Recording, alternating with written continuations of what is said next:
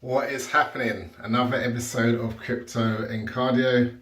I'm just off to meet up with Colossus 39. He's going to be putting me through my paces. I'm going to have another kickboxing session. But before I go, I thought I'd do a quick video. Today's video is going to be on EOS. So over the weekend, the EOS mainnet was launched. And I've got to say, kudos and a big shout out to the EOS community and the block producer candidates in particular. I think when you don't have certain problems, it's easy to overlook them. So, for example, we could easily be in a situation whereby there were 3 or 4 different contenders for a mainnet and people having to choose between 3 or 4 contenders, but we're not in that situation. We're in a situation where the community has come together and agreed to say, we're actually, this is going to be the first proposal for the mainnet and probably the only proposal for the mainnet. And people only need to vote on one. And I think that's a great position for EOS to be in. And it's a good sign for things going ahead, because what you've got to realise is that ultimately all these block producers are competing, and they've come together for the greater good in order to get this across the line. So props for that. The next stage, I think, is going to be one of the more difficult stages of the launch. So in order for the mainnet to be the mainnet, 15% of the EOS token holders need to vote on the block producer candidates. And once that quorum of 15% is reached, then those block producers who have been picked in the top 21 or whatever it is, top 30, 21? You vote 30, 21 of block producers. Those in the top 21 will be the first block producers to actually get paid. So everything everybody's doing at the moment is pro bono, it's voluntary, it's with a mindset to become one of those top block producers. So I think there's going to be a number of hurdles that EOS is going to need to get over in order to get over that 15%. I might be wrong. It might just happen in a few hours. Some big whale might come in and decide to start voting and push it over the line. However, what I think potentially is going to be the hurdles for getting over that 15% is that, one, a lot of the tokens are locked up on exchanges. So despite everyone's best efforts to get people to take control of their tokens, to register them, to put them in a private wallet or whatever, a lot of people have just left them on exchanges, and exchanges are not going to be in a position to let people vote anytime soon.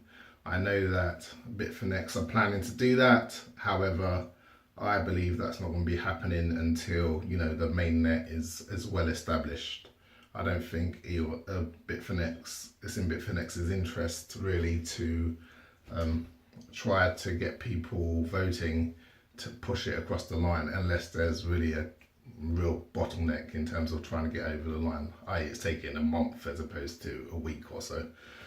So I think that's the first issue, is just the amount of tokens that are out there to actually vote is going to be limited. I think the second issue is people who have large amounts of EOS are going to be more cautious about the tools they use in order to or the tools that they put their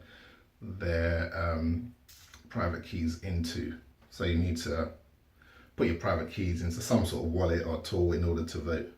And I think people who have got a large amount of EOS will be cautious to do that. Rightly so. I mean, for example, I don't have an extortionate amount of EOS, but even though I generated my keys on an air-gapped computer that's never been on the internet before, and before I take those private keys and put them into a wallet, I want to know that it's a secure, trusted by the community, and even if it is secure, I want it to have certain safeguards.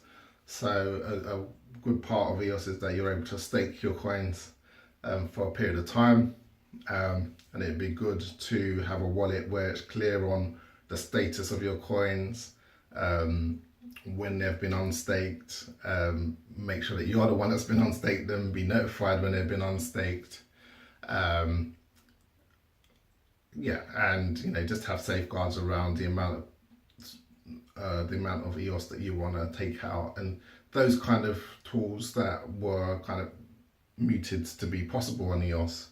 I think once those are in place, people with larger holdings in EOS will be more confident to say, well, actually, I'm going to put more private keys into this with a high degree of confidence that my money's just not going to be disappear because maybe some vulnerability on the computer that I'm using, or some vulnerability with the software that I'm using. So I think, yeah, those tools need to be placed, and it's a great opportunity for a block producer candidate to deliver those tools. And I think, if you're a block producer candidate and you're sitting there and you're thinking, oh, why is this not moving? Why is no one voting for me? Why is no one voting full stop? Then looking at how you can bottleneck that by